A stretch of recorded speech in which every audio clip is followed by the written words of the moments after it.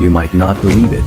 There is a type of carbon black that costs less than half of virgin carbon black and reduces carbon emissions by nearly 80%. How is this possible? Virgin carbon black relies on heavy oil and coal tar, which are expensive and produce high emissions. In contrast, the raw material for pyrolytic carbon black used tires adds up to billions produced worldwide every year, piling up in landfills, unable to be buried or burned. Where does the potential come from? The answer lies in pyrolysis.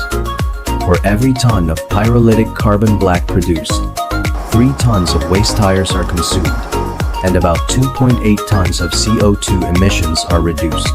After undergoing fine grinding and chemical modification, it has already been effectively substituted in many applications, such as tire sidewalls, conveyor belts, black masterbatches, engineering plastics, conductive materials, inks and coatings, and asphalt modification.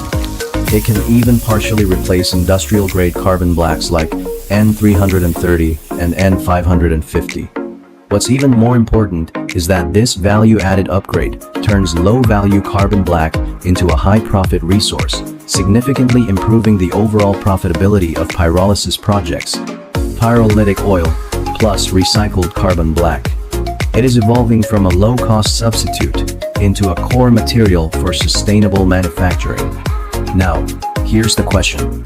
Would your industry be willing to try this green black gold? If the performance of pyrolytic carbon black improves further, would you completely switch from virgin carbon black? Share your thoughts in the comments. Let me know if you'd like to tweak anything.